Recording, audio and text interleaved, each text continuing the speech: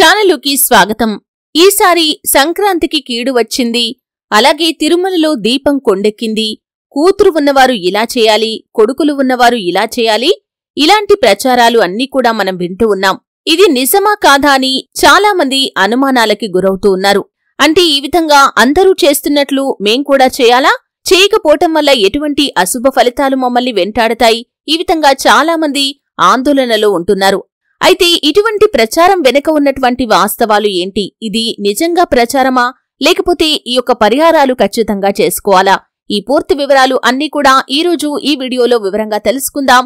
వీడియోలోకి వెళ్లే ముందు మా చిన్న రిక్వెస్ట్ ఏంటంటే, ఇంతకు ముందు కనుక మా ఛానల్ని మీరు సబ్స్క్రైబ్ చేసుకోనట్లయితే సబ్స్క్రైబ్ చేసుకోండి. అలాగే పక్కనే ఉన్న గంట సింబల్ మీద ఆల్ అప్డేట్స్ ని క్లిక్ చేయండి. అప్పుడే మేము అప్లోడ్ చేసే ప్రతి వీడియోకి మీకు నోటిఫికేషన్ అనేది వస్తుంది. ఇక హిందూ సంస్కృతిలో చూసినట్లయితే కనుక దీపారాధనకు ఎంతో ప్రాముఖ్యత అనేది ఉంటుంది.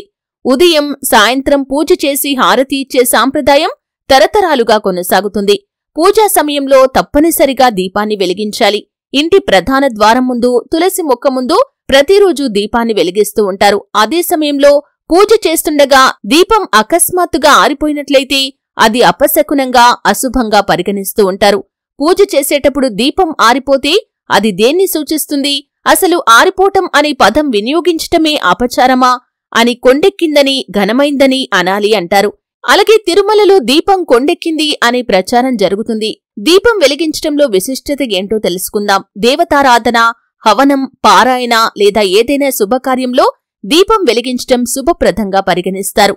దీపం వెలిగించటం వల్ల జీవితంలోని చీకట్లు తొలగిపోవటమే కాకుండా ఇంట్లో ఉన్న ప్రతికూల శక్తి కూడా తొలగిపోతుంది. శాస్త్రాల ప్రకారం దీపం వెలిగించటం వల్ల జీవితంలోని కష్టాలు కూడా తొలగిపోతాయి. అలాగే దీపం వెలిగించటం వల్ల వాస్తు దోషాలు కూడా తొలగిపోతాయి. అలాగే పూజా సమయంలో దీపం ఆరిపోవటం సాధారణంగా అపశకునంగా పరిగణిస్తారు. పూజా సమయంలో దీపం ఆరిపోతే అది దేవతలు మనపై అసంతృప్తితో ఉన్నారని సూచిస్తుంది. పూజ పూర్తి కాలేదని, పూజ చేసినా కాని పూర్తి ఫలం మీకు లభించదని దానర్థం. అంతేకాకుండా దేవుని ముందు మీరు కోరిన కోరిక నెరవేరదని అర్థం. మనిషి పవిత్రమైన మనస్సుతో భగవంతుణ్ణి పూజించకపోయినా దేవుడి దీపం కొండెక్కిపోతుంది అంటారు. కాని అసలు ఇలాంటివి పట్టించుకోకూడదు. దేవుడిపై భక్తి ప్రధానం అంటారు మరికొందరు పండితులు. పూజా సమయంలో దీపం ఆరిపోటానికి గాలి, వత్తిలో తగినంత నెయ్యి లేదా నూనె లేకపోవటం వంటి ఇతర కారణాలు కూడా ఉంటాయి. అలాంటి పరిస్థితుల్లో పూజా సమయంలో మీరు వెలిగించిన దీపం ఆరిపోతే భగవంతుడికి క్షమాపణ చెప్పి మళ్లీ దీపం వెలిగించండి. దీపంలో తగినంత నెయ్యిని కాని లేదా నూనె కాని ఉండేలా చూసుకోవాలి. ఒక వ్యక్తి తన సంకల్పాన్ని నెరవేర్చుకోటానికి అఖండ జ్యోతిని వెలిగిస్తే దాన్ని చాలా జాగ్రత్తగా చూసుకోవాలి. ఎందుకంటే అఖండ జ్యోతి కొండెక్కితే కోరిక తీరదు. అలా జరగకుండా ఉండాలంటే జ్యోతి నిరంతరం వెలిగేలా దాని చుట్టూ ఒక గాజు పాత్ర ఉంచాలి. దాంట్లో పుష్కలంగా నూనె కాని నెయ్యి కాని పోయాలి. అలాగే అఖండ జ్యోతి పక్కన చిన్న దీపం వెలిగించండి. అఖండ జ్యోతి పెద్ద దీపం కొండెక్కిపోతే ఈ చిన్న దీపంతో మళ్లీ అఖండ జ్యోతిని వెలిగించవచ్చు.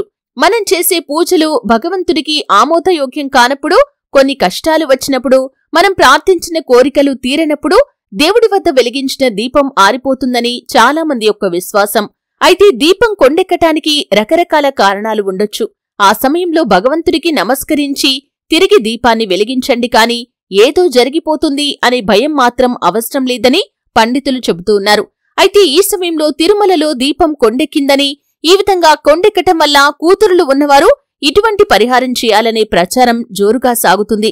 దీని వెనుక అసలు వాస్తవం ఏంటి అనే విషయాన్ని కనుక చూసినట్లయితే, తిరుమలలో అఖండ దీపం ఆరిపోయిందని వచ్చిన వదంతులు నమ్మవద్దని, అవన్నీ వాస్తవాలు కాదని టీటీడీ అగమశాస్త్ర సలహాదారు రమణ దీక్షితులు స్పందించారు.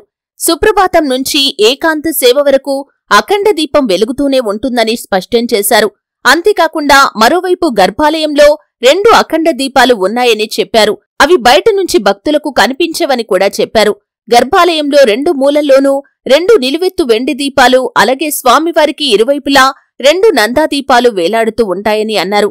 ఇక వీటిని ప్రతినిత్యం నిత్య కైంకర్యాలు అయిపోయే వరకు వెలిగించి అర్చకులు కాపాడతారని చెప్పారు.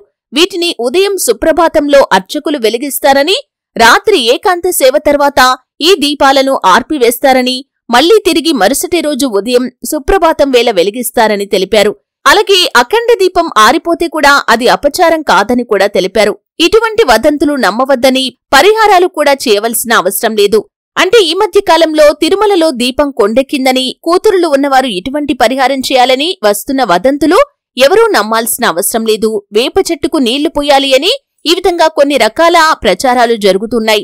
అంటే వేప చెట్టుకు నీరు పోస్తే మంచిదే అండి. ఎందుకంటే చెట్టుకు నీరు పోయటం అంటే చెట్టును సంరక్షించటం, ముఖ్యంగా చెట్లను కాపాడటం అనేది మన యొక్క ప్రధాన బాధ్యత. కాబట్టి మీరు చెట్లకు నీళ్లను పోసుకోవచ్చు.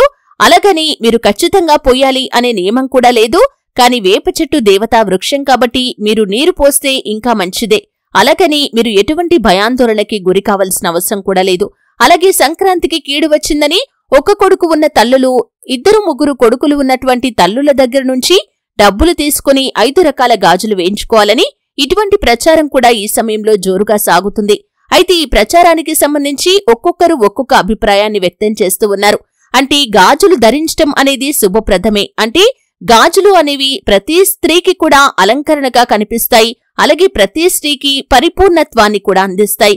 గాజులు ధరించటం అనేది ప్రతి స్త్రీకి చాలా అందంగా కనిపిస్తూ ఉంటుంది. కాబట్టి గాజులు ధరించటం మంచిదే. అలాగని ఎటువంటి నియమం కూడా లేదు. ఎందుకంటే గాజులు ఖచ్చితంగా ధరించాలని, సంక్రాంతికి కీడు వచ్చిందని ఇటువంటి నియమమేమీ లేకపోయినప్పటికీ గాజులు పండగల సమయంలో ధరించటం అనేది స్త్రీకి చాలా అలంకరణగా, అలాగే ఆ స్త్రీ యొక్క చెయ్యి ఆ స్త్రీ చూడటానికి చాలా ఆకర్షణీయంగా కనిపిస్తూ ఉంటారు. అటువంటి ఇంట్లో ఆహ్లాదకరమైన వాతావరణం కూడా కనిపిస్తూ ఉంటుంది. కాబట్టి గాజులు ధరించటం అనేది ఒక కొడుకు, 2 కొడుకులు, 3 కొడుకులు ఈ విధంగా ఎటువంటి నియమం లేదండి.